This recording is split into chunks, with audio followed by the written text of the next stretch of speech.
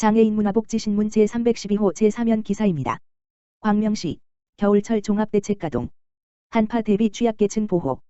광명시가 겨울철 종합대책을 마련해 대설 한파로 인한 시민의 피해를 최소화하고 시민 안전 지키기에 나섰다. 시에 따르면 코로나19 대응 재난안전대책본부와 함께 대설, 한파 특보 발효 시 대설 상황관리, 한파 대비 T/F팀을 운영해 비상 상황에 대비하고 취약계층 보호 대책을 마련해 시민 보호에 집중한다. 시는 폭설, 한파 등 겨울철 자연재난 발생에 대비해 주요 간선도로변 및 이면도로에 총 510개의 제설함 비치 제설제 1900여 톤 확보 살포기 8대와 제설기 10대, 덤프트럭 8대 등 제설장비 확보 제설 대응 종합훈련 실시 인접 지자체 및 유관기관과의 제설 공조 협조체계 구축 등 선제적 대응에 나섰다. 한파에 대비해 동행정복지센터, 경로당 등 겨울철 한파 쉼터 149개를 지정하여 단계적 일상회복 전환에 따라 탄력적으로 운영할 계획이며 겨울철 상수도 동파 사고를 신속하게 처리하기 위해 내년 2월까지 상수도 동파 복구대책반과 상황실, 지역번호 02-2680-6280을 운영해 시민 불편 해소에 노력할 계획이다. 특히 코로나19 장기화로 경제적 어려움을 겪는 시민이 늘어남에 따라 겨울철 복지위기가구 집중 발굴과 지원에 힘을 모은다. 동행정복지센터 400여 명의 지역사회보장협의체 위원이 주축이 돼 지역 곳곳에서 복지위기가구를 발굴하고 광명희망나기본부와 연계해 지원할 계획이다. 광명시는 대설, 한파특보 발표 시 시민이 적절히 대처할 수 있도록 재난문자, 전광판 등을 활용해 즉시 안내할 예정이며 한파 이외에도 화재, 산불, 미세먼지 등에 대한 안전관리도 강화할 방침이다. 박승원 광명시장은 코로나19 장기화로 인해 힘든 시민이 겨울철 재난으로 피해를 입지 않고 안전하고 따뜻한 겨울을 보낼 수 있도록 대설, 한파 피해 예방 활동에 최선을 다하겠다며 특히 독거노인, 장애인, 사회복지시설 등 취약계층의 피해를 사전에 예방하고 지원하는 데 최선을 다하겠다고 말했다. 광명시민 평생학습 장학금 지급 순항. 광명시는 광명시민 평생학습 장학금 지급을 위한 사회보장제도 신설 협의 건에 대해 보건복지부 사회보장위원회로부터 협의 완료 통보를 받았다고 15일 밝혔다. 광명시민 평생학습 장학금 사회보장제도 신설 협의는 만 25세 이상 광명시민, 지급 기준일 기준에게 1인당 20만원, 생애 1회을 연도별 3만 명 선착순 지급안으로 진행됐으며 광명시에 지급안을 원안 가결해 신설 협의가 완료됐다.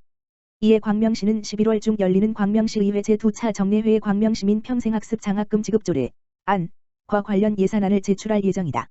광명시는 광명시민 평생학습 장학금 지급 도입을 위해 2020년 11월 평생학습 장학금 대토론회를 시작으로 헌법이 보장하는 보편적 학습권을 위한 해당 정책 도입을 위해 힘써왔다. 특히 광명시민 평생학습 장학금 정책 기획 과정에서 장학금의 지급 대상, 지급액 등에 관한 사항을 온라인 설문조사, 공론장 개최를 통해 시민들의 의견을 충분히 수렴하고 이를 기반으로 한 지급안을 마련하였다는 점에서 큰 의의를 갖는다. 한편 광명시는 올해 개청 40주년을 맞이하여 2021년을 광명시 평생학습의 해로 선언했다. 이에 지난 10월 14일 개최한 평생학습의 해 포럼을 통해 포스트 코로나 시대를 살아가는 시민의 보편적 학습 참여를 위한 지방정부의 책무에 대해 공론화하면서 보다 적극적인 시민 학습권 보장에 대한 지방정부의 역할 이행을 전국 지방자치단체에 촉구한 바 있다. 박승원 시장은 광명시민 평생학습 장학금은 포스트 코로나 시대의 시민들이 일상적인 역량을 기르고 미래사회에 대비하는 시민력을 키우는 마중물이 될 것이라며 시민의 보편적 학습권 보장을 위한 지속적인 노력을 이어가겠다고 밝혔다. 광주시 2022년 장애인 일자리 사업 참여자 모집. 광주시는 오는 12월 6일까지 취약계층인 장애인의 사회참여 확대와 소득 증대를 위한 2022년 장애인 일자리 사업 참여자를 모집한다고 19일 밝혔다. 모집 인원은 전일제 24명, 주 5일, 40시간 근무, 시간제 23명, 주 5일, 20시간, 참여형 복지 일자리 30번 지명, 주 14시간 등 총 77명이다. 최종 선발된 참여자는 내년 1월부터 12월까지 시청과 읍면동 주민센터, 비영리민간단체 등에 배치돼 행정보조 업무 또는 환경정리 등의 업무를 수행할 계획이다. 신청 대상은 2년 이상 연속으로 장애인 일자리 사업에 참여한 자, 사업자 등록증 및 고유번호증이 있는 자, 국민건강보험 직장 가입자 등을 제외하고 장애인복지법상 등록된 만 18세 이상 미취업 장애인이다. 접수는 광주시 홈페이지 고시 공고란을 참고해 읍면동 주민센터 또는 시청 노인장애인과의 방문, 접수하면 된다. 신동헌 시장은 장애 유형별 맞춤형 직업 연계를 통해 일자리 사업 참여자들이 안정적이고 활기찬 직장 생활을 하는 계기가 됐으면 좋겠다며 지속적인 신규 일자리 발굴과 지원을 통해 장애인의 취업 욕구를 해소하고 자활 자립할 수 있도록 노력하겠다고 말했다. 광주시 공공복지정책 및 지역복지 우수사례 공모 두 관왕 수상. 광주시가 복지 관련 우수사례 공모전에 참가, 두 관왕을 차지했다. 시는 보건복지부 주관의 제16회 공공복지정책 및 지역복지 우수사례 공모전에 참가, 공공복지와 지역복지 두 개 부문에서 보건복지부 장관상을 수상했다고 18일 밝혔다. 시는 장애인 전용 주차구역 불법 주정차 차량을 인식해 위반 차량에게 다른 주차구역으로 이동을 유도하고 과태료 부과 전 사전 안내를 하는 장애인 전용 주차구역 위반 사전 안내 시스템을 구축해 장애인의 이동 편의성 확보를 하는 데 기여하도록 제안에 높은 평가를 받았다. 또한 시는 수어통역센터 일정 확인 후 수어통역사와 동행 또는 전화 통역 서비스를 제공받는 절차를 개선, 의사소통이 어려운 장애인 및 시민들이 편리하게 통역 서비스를 이용할 수 있도록 광주시에서 구축해 시행 중인 QR코드 활용 비대면 수어통역 서비스를 전국적으로 확대해 접근성 편의성을 증대했다는 평가를 받았다. 이와 관련 신동헌 시장은 장애인과 시민을 배려하려는 아이디어가 공모전에 선정돼 기쁘다며 앞으로도 누구든 차별받지 않고 편리하게 생활할 수 있는 정책 발굴을 위해 최선을 다하겠다고 말했다. 광주시의회 광주시 무한돌봄 행복나눔센터의 코로나19 피해계층 지원 성금 전달.